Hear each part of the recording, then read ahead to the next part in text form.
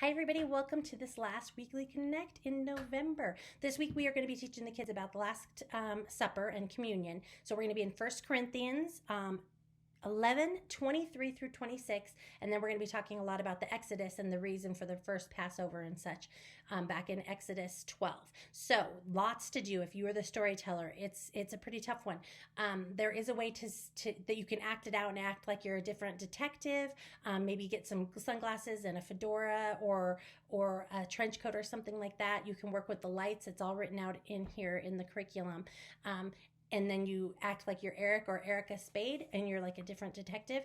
You can totally do that and do that by yourself and just go from putting on your sunglasses to taking them off, however you want to do that. You can ask a friend to come up and help you and act it out with you, or you can tell the story in a completely different way, however it works best for you. It's all written out for you. If you're going to have somebody act it out for them, I did make the parts where they are speaking, if they're Eric or Erica Spade, if they're going to be the detective. I did put those parts in purple, but it's explained in the story, and it's a long story, so you're going to need to practice, and more practice for this one this week. We've had a lot of tough stories this month.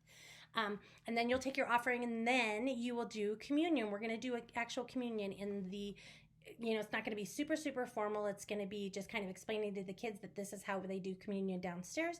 And we're going to pass out little containers of juice and little crackers for them to take a communion or to know how they do it downstairs. So I don't want us to be completely worried that maybe the kids' hearts aren't prepared for this communion. They're not really taking this seriously, because some may, because maybe they've done it before, and some may not. And really what we're trying to do is just teach them what this is. So someday when they're down in big church, it's not all a surprise. We're just talking about what we do to show that and in remembrance of Jesus and the Last Supper. All right, so then if you have older kids, this will be for all older kids at Thornton, so probably second grade and above. And then this is for you at Fort Lupton too. You will have a Bible review activity, which you will play Remember Me Frisbee Toss. So since we're going to be talking about the remembrance of Jesus through taking communion, we have these paper plates that are going to be our frisbees, and you're going to have each kid get in the habit of being grateful. Then they can decorate it however they want.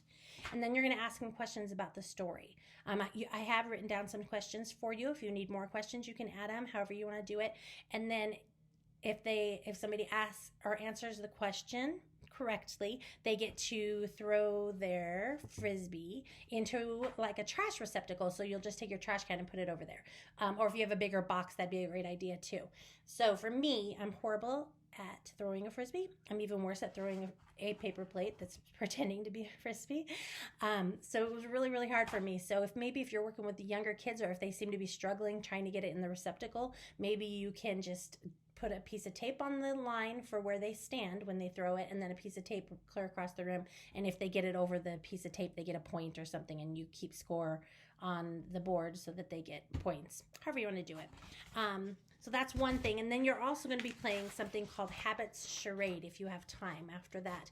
The Habits Charade, if you just grab a piece of paper and a pencil and talk to the kids about a whole bunch of bad habits, just do them write down some lists of bad habits, tear off the paper and fold them up and put them inside your plastic bucket that's in your room. And then talk to the kids about good habits, some good habits that we have, communion being one of them, and put those on a piece of paper, write them all down and put them in there too. And then you can play charades with the kids and have them act out and guess what they're doing.